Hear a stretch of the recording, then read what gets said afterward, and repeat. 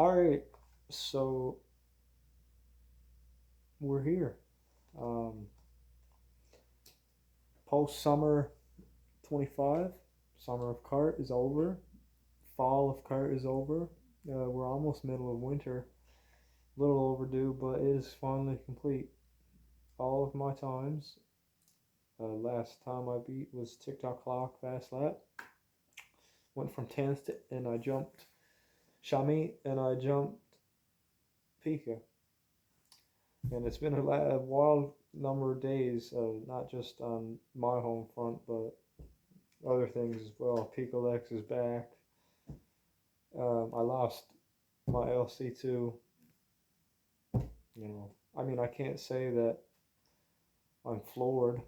Um, you know, I would have liked to keep that, but I mean, like, you got to take the hard road in those situations and congratulate, the hair to that. Take the hard road, but I mean, if I really wanted it back, just play and grind for it. Um, so yeah, next on the agenda. I mean, I get to play as a free agent as a Carter, and that's the thing too. Like legit, I could film this, or even like before I'm done filming this, someone could beat like three of my ninth ranked times, and I could never, never get back to all single digits ever again. But I don't care what happens now. I don't care if they, boot me out of the top 100 on any track. I can say for the rest of my life that I have all single digits on non-PRP in Mario Kart DS. Nobody can take that away now. You can surely beat me currently, but I can say at one point in time, yes, and even now currently. So that's a good thing. Um, and the Picolex stuff too. That's coming. Oh man, that's really good. That is a really good reignition to an old rivalry, and I'm all for it. I'm all for it. Someone that is, you know, creeping up to my skill level. Obviously, I mean, the man literally beat my own LC2 time by 2 frames, 0.036. So the man has skill to beat me on a world record. So I can only imagine on anything else. So I'm down for a little challenge. I mean, I'm out now. I'm not bound by the restraints of AF. So might as well start something. But no, in all seriousness, I don't know where it goes from here. Because if I reignite that rivalry, it's gonna just be a distraction from champion. And it's like, this is your clear cut goal now. I get to play whatever I want um, in these next few months leading up to it. And I've always said too, like, you know, I want to become champion. I don't want to be known for all these achievements beforehand. It's like, yeah, but it's like you go up and up and up and up, and it's like you're still, you know, teetering at the top, right? I mean, yeah, certainly you can glance down and just look at everything you've overcome and all the people still on the ground level, but you know, your attention is mostly going to be gazed up at that, them cell or them radio towers up on top of the building, right? And that's my goal. Not to discredit anything that I've done already, but I have said in the past that I would take away every single milestone if I could become champion for one day. Doesn't matter. I mean, I've always, always had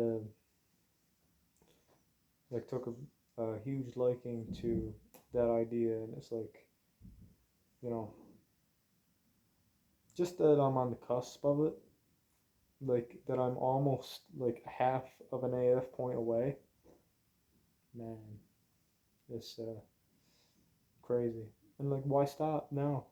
While I'm hot on top of my game, still grinding, And yeah, I mean it's cool, you know. I you kind of look back at things in retrospect, like in your career and that stuff, like as a player. In moments like these, it's like, wow, look at how far you've come, and it's like, look at what kind of a player that you used to be. I guess like, especially like if you've been playing for a long time. I mean, maybe 6.5 years isn't a long time compared to some players. Not calling them out, but like I'm in that middle ground now. I feel, um, and I mean like if you expect me, like I don't know, even like 3 years ago, it's like, geez, that's a pipe dream. But I mean, here we are. But like, I feel like I really just went from a guy that, you know, took a liking to tracks that I really liked to, kind of pulling the curtain back and really taking the time to learn things and step outside of my comfort zone in terms of like techniques and that sort of stuff. Um, I went from maybe a karter who is really good on like half of the tracks, and like on the other half is like, not so much. But over time, I really, valued being consistent on certain tracks over just really not caring on some stuff. I mean, because like other than AF, still I don't care. Like I don't take a huge care for things like totals or PRSR. But I mean, those things are still relevant. Like PRSR especially gets overlooked, I think. Um, but I mean, to each their own. Uh, and it's like another thing to not quit is like look at all the time that I've put in, right? Um, Here it is, 2026, and I mean, I started 2019. First, you know, heard about the community 2018. That's 8 years. That's a long time. Mm. Um, so why give up a hobby when I'm so close to achieving my ultimate lifelong goal? And if I reach that goal, regardless what happens to me in the rest of my career thereafter, I can be happy. That's the penultimate thing that I would really enjoy. And I mean, even in this you know, time of going for this single digit quest, it was Cuba. Cuba, the push factor, Kowalski, the Polish pimp, the princess of all that is pipelined in all this. I'm trying to look for a noun or a verb or something to describe them. The pimp of all that is pristine. Really like was a really big motivator on the sidelines, big encouragement factor. So thanks to him. Um, but that's put that aside. Like moving forward, like in the chase for number one. Who do you want to do this for?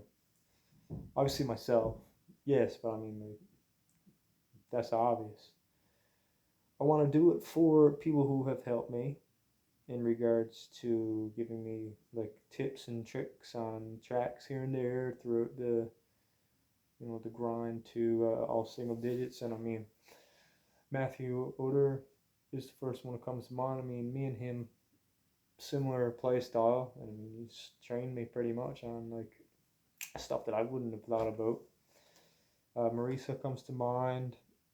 Uh, Abel comes to mind. I mean, even Quantum and like Picolex and some other ones, and I mean even Dasher on Rainbow Road at one point last year. Uh, they've all pitched in. I mean, I wouldn't have been here without help. You know, I'm not gonna sit on top of a hill and say, "Haha, I did this on my own. Now you got to do it." No, no, no. So yeah, I can't be pointing fingers when, I've got 10 and they can easily be chopped off, right? Um, but I mean, yeah. What else? I want to do a survey. Um, in the hopes that, like, I want to do a survey for maybe a controversial or maybe a reason he might find a bit. I don't want to offend them or nothing, but do it for survey because it's almost like you have an old boxer who, doesn't really get as much of limelight as they should have, and it's like they go and they sort of move past their prime into their twilight and that sort of thing, and they retire, and then they go and train somebody who they want to they want for their mentor for what they didn't have themselves. I guess if that makes sense. In regards to like glory and prestige in that, and I mean that's all superficial at the end of the day. But I mean, I don't care who you are. Ain't no person is going to want to sit here and be like, oh, I don't want any like recognition or dare I even say clout, so to speak. No, but it would be nice. But I mean, in other news, y'all might have noticed in this. I am not gonna go anywhere without this. That's the Jack of Clubs. I said I am not gonna make it anywhere without luck on my side. Mark it down right here. Um, you know, you can call me whatever you want. You can call me Cole Edwards, Dr. Mario. Um, you can call me to TVMKDSP. You can call me anything. Uh, I can call worse than what you can imagine, probably. But if you want to call me the Jack of Clubs, then that's good for you because that's probably what I'm gonna be as close to, if anything else. I'm gonna need luck on my side, and I'm gonna need luck in every corner and aspect of MKDS as I can if I want to push myself over the edge. But it ain't no time for talking; it's time for playing. This is Dr. Mario.